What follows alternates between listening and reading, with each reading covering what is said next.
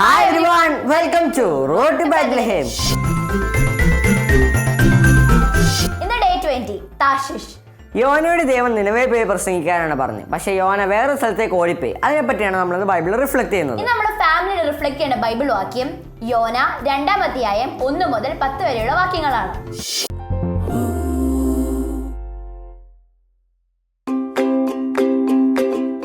നിനവേ നഗരത്തിൽ പോയി അവിടുത്തെ ആളുകളുടെ ദുഷ്ടതയെക്കുറിച്ച് പ്രസംഗിക്കാൻ കർത്താവ് യോനയോട് പറഞ്ഞു. എന്നാൽ അവിടെ പോയി പ്രസംഗിക്കാൻ യോനായ്ക്ക് ഇഷ്ടമുണ്ടായിരുന്നില്ല. അതുകൊണ്ട് താർഷിഷ് എന്ന സ്ഥലത്തേക്ക് ഓടിപ്പോകാൻ യോന തീരുമാനിച്ചു. അങ്ങനെയാണ് താർഷിഷിലേക്കുള്ള കപ്പലിൽ കയറിയത്. യാത്രാസമയത്ത് വലിയൊരു കൊടുങ്കാറ്റുണ്ടായി. ആ കൊടുങ്കാറ്റ് യോന നിമിത്തം ഉണ്ടായതാണെന്ന് മനസ്സിലായപ്പോൾ യോന തന്നെ പറഞ്ഞതനുസരിച്ച് കപ്പലിലുള്ളവർ അദ്ദേഹത്തെ കടലിലേക്ക് എറിഞ്ഞു. അങ്ങനെ കടലിൽ വീണ യോനായെ ഒരു വലിയ മത്സ്യം വിഴുങ്ങി. ആ മത്സ്യത്തിന്റെ വയറ്റിൽ കിടന്നാണ് യോന പ്രാർത്ഥിച്ചത്. കഷ്ടതയിൽ കർത്താവിനെ വിളിച്ചപേക്ഷിക്കുന്നു എന്ന് പറഞ്ഞാണ് ഇവിടെ യോന പ്രാർത്ഥിക്കുന്നത്. അങ്ങ് എൻ്റെ ജീവനെ പാതാളത്തിൽ നിന്ന് പൊക്കിയെടുത്തുവെന്നും യോന പറയുന്നു. ഇനി താൻ നന്ദി പറഞ്ഞ് അങ്ങേക്ക് ബലിയർപ്പിക്കുമെന്നും യോന ഉറപ്പു പറയുന്നു. ഈ പ്രാർത്ഥനയുടെ അവസാനം എഴുതിയിരിക്കുന്നത് കർത്താവ് മത്സ്യത്തോട് കൽപ്പിച്ചു, അത് യോനായെ കരയിലേക്ക് ഛർദ്ദിച്ചിട്ടു എന്നാണ്. ഇപ്രകാരം നമ്മളും ദൈവം പറയുന്നത് അനുസരിക്കാതെ അപകടത്തിൽ പോയി ചാടിയിട്ടില്ലേ? ദൈവം സംസാരിക്കുന്നത് നമ്മുടെ മാതാപിതാക്കളിലൂടെയാകാം, സ്കൂളിലെ അധ്യാപകരിലൂടെയാകാം. പക്ഷേ നമുക്ക് അതിഷ്ടമില്ലെങ്കിൽ നാം അതനുസരിക്കില്ല. എന്നിട്ടോ ചില പ്രശ്നങ്ങളിൽ പോയി കുടുങ്ങും. എങ്കിലും ആ സമയത്ത് ഞാൻ ചെയ്തത് തെറ്റിപ്പോയി എന്ന് ഈശോയോട് പറഞ്ഞ് പ്രാർത്ഥിക്കുക. അവിടുന്ന് നമ്മെ രക്ഷിക്കും. അതിനാൽ അവിടത്തേക്ക് നന്ദി പറയാനും മറക്കരുതേ. അപ്പോൾ എല്ലാവരും ഇന്നത്തെ വചനഭാഗം വായിക്കണം, മറക്കരുത് കേട്ടോ. നമ്മൾ കണ്ടു യോനയുടെ ആൻസറിനൊക്കെ യോനയ്ക്ക് എത്രയും ട്രബിൾ ഉണ്ടാക്കിയെന്ന്. ഇനി നമുക്കൊരു സ്റ്റോറി കേൾക്കാം. Our next segment story time.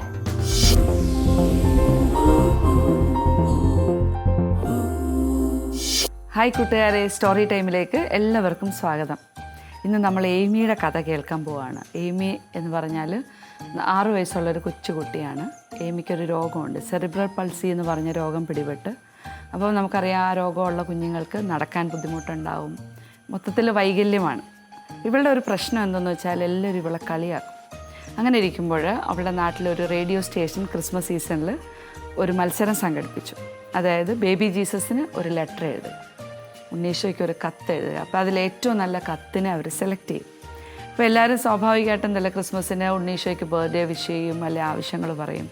അപ്പോൾ എയ്മി ഇങ്ങനെ ഒത്തിരി സങ്കടത്തോടെ അവളൊരു കത്ത് എഴുതി.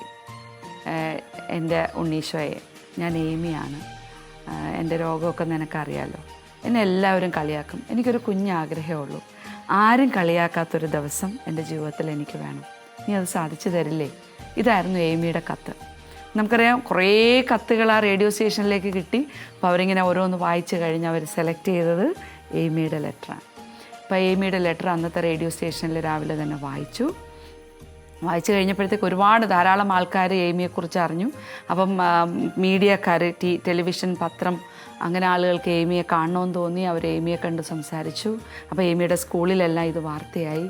സ്കൂളിലെ ഫ്രണ്ട്സ് എല്ലാവരും കൂടെ ഒരു തീരുമാനമെടുത്ത് ഇനി ഒരിക്കലും, കാരണം ഇവർ തമാശയ്ക്ക് ചെയ്യുന്ന ചില കളിയാക്കൽ പോലും എയ്മിക്ക് വലിയ സങ്കടമാണ് ഉണ്ടാക്കുന്നതെന്ന് ആ കൂട്ടുകാർക്കൊക്കെ മനസ്സിലാക്കി. അങ്ങനെ എയ്മി ആഗ്രഹിച്ചതുപോലെ ആരും കളിയാക്കാത്തൊരു ദിവസം ഉണ്ണീശോ അവൾക്ക് സമ്മാനമായി കൊടുത്തു. ഉണ്ണീശോ എന്തൊരു സ്വീറ്റ് അല്ലേ! നമ്മുടെ കുഞ്ഞാഗ്രഹങ്ങൾ പോലും സാധിച്ചു തരുന്ന ഈശോയെ വരവേൽക്കാനായിട്ടുള്ള ദിവസം നമ്മൾ അടുത്തുകൊണ്ടിരിക്കുന്നു. അപ്പം നമുക്ക് അടിപൊളിയായിട്ട് ഒരുങ്ങാം. ബൈ. എയ്മിയുടെ സ്റ്റോറി ഇന്ന് ടച്ചിങ് ആണല്ലേ. ഉണ്ണീശോ എത്ര വേഗമാണ് എയ്മിക്ക് ആൻസർ കൊടുത്തത്. ഇനി നമുക്ക് അയർലൻഡിലെ ക്രിസ്മസ് കാഴ്ചകൾ കാണാം. Our next segment Christmas around the world.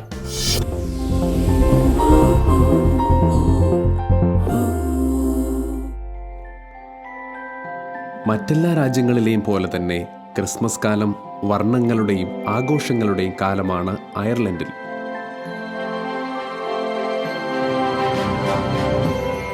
December 8 പരിശുദ്ധ ദൈവമാതാവിൻ്റെ അമലോത്ഭവ തിരുനാളിൻ്റെ അന്നാണ് ക്രിസ്മസ് ആഘോഷങ്ങൾ ആരംഭിക്കുന്നത്. അപ്പോൾ മുതൽ ക്രിസ്മസ് മാർക്കറ്റുകൾ സജീവമായിരിക്കും. അതുപോലെ തന്നെ തെരുവുകളും നഗരങ്ങളുമെല്ലാം ഡെക്കറേഷൻസ് കൊണ്ട് വളരെ മനോഹരമായിരിക്കും.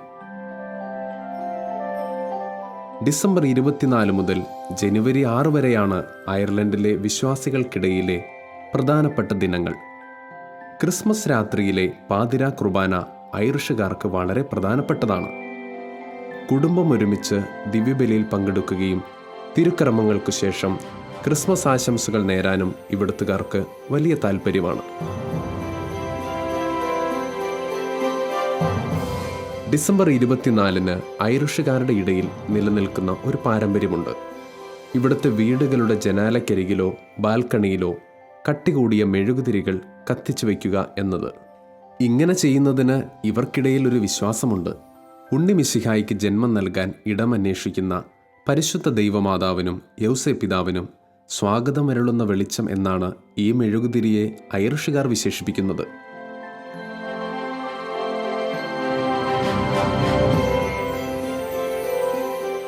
ഐറിഷുകാർ ക്രിസ്മസ് പാപ്പായെ വിളിക്കുന്നത് ഡേ നോളക് എന്നാണ്.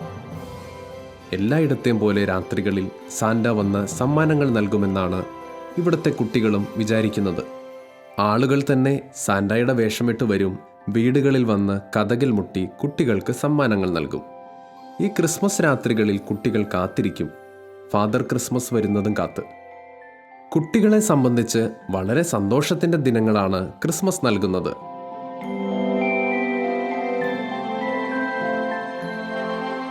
ഡിസംബർ 26 വളരെ പ്രധാനപ്പെട്ടതാണ് ഐറിഷുകാർക്ക്.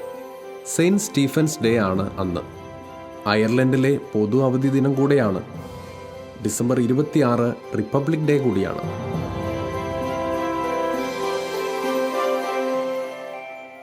കാരോൾസും പ്രധാനപ്പെട്ടതാണ് അയർലൻഡിൽ.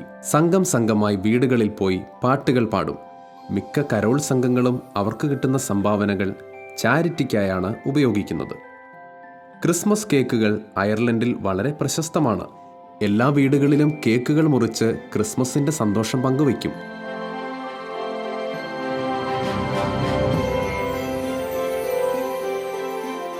ജനുവരി 6 അയർലൻഡിലെ സ്ത്രീകൾ വളരെ പ്രാധാന്യത്തോടെ കാണുന്നു. ഫീസ്റ്റ് ഓഫ് എപ്പിഫനിയുടെ അന്ന് അവർക്ക് വളരെ സന്തോഷമുള്ള ദിനം കൂടിയാണ്. അയർലൻഡിലെ മിക്ക പട്ടണങ്ങളിലും ഒരു ആഘോഷമുണ്ട്. നൊലൈക്ക നാ ഇർബിൻ, വനിതകളുടെ ക്രിസ്മസ് എന്നാണ് ഇത്. അന്നേ ദിവസം പുരുഷന്മാരാണ് വീടുകളിൽ പാചകം ചെയ്യുന്നത്. സ്ത്രീകൾക്ക് വിശ്രമദിനം കൂടിയാണെന്ന്. ഈ ജനുവരി 6 അയർലൻഡിലെ ക്രിസ്മസ് ആഘോഷങ്ങൾ പര്യവസാനിക്കുന്നത്.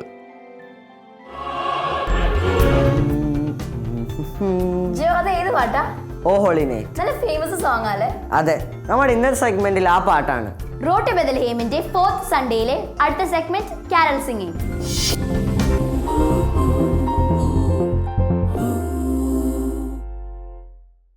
Hey everyone, compliments of the season. I'll tell you one thing, togetherness is beautiful. Singing with my brothers and sisters is really amazing. No COVID can take the joy of the season. Today, the 4th Sunday of Advent, the purple candle, called as the angel candle, is being lit by my lovely brother and sister Elvis and Evita. Lord God, may your blessings come upon us as we light the candles of this wreath. May the wreath and its light be a sign of Christ's promise to bring us salvation. We make this to Christ our Lord. Amen.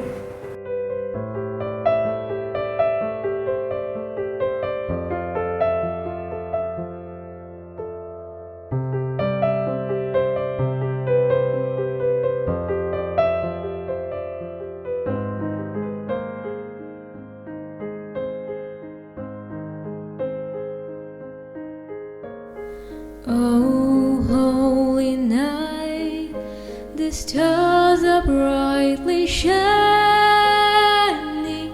It is the night of our dear Savior's birth. Long lay the world in sin and error pining, till He appeared and the soul felt His word. A thrill of hope, the weary world rejoices, for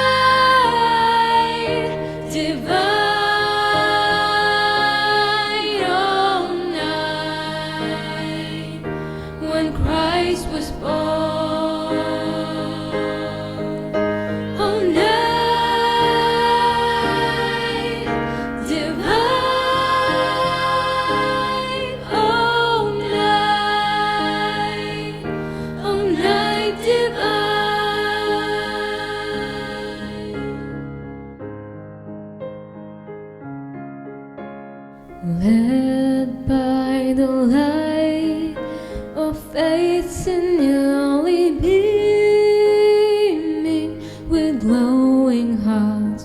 By his cradle we stand, so led by light of stars sweetly gleaming. Here came the wise men from Orient land.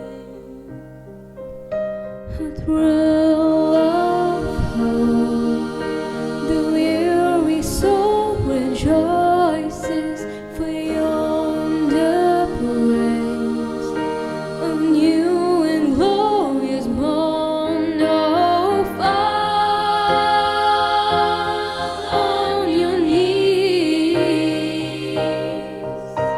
Oh, hear the angel voices.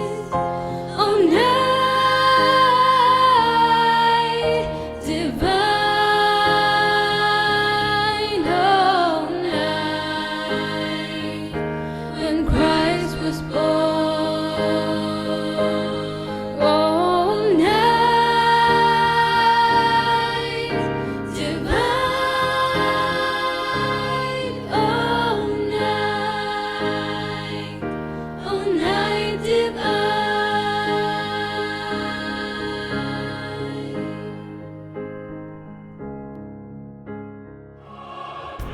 നിങ്ങളെല്ലാവരും carol song കേട്ട് വന്നില്ലേ? ഇനി നമുക്ക് ആക്ടിവിറ്റിയിലേക്ക് കടക്കാം.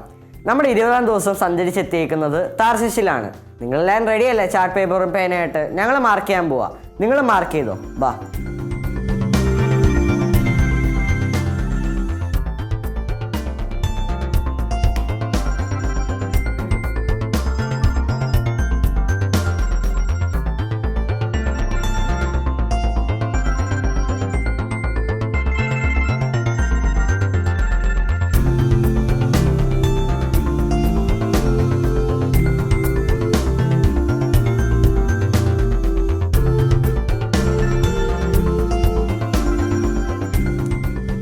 നമ്മുടെ activity കഴിഞ്ഞു. നിങ്ങൾ ഇന്ന് ചെയ്യേണ്ട ആക്ഷൻ ഇതാണ്.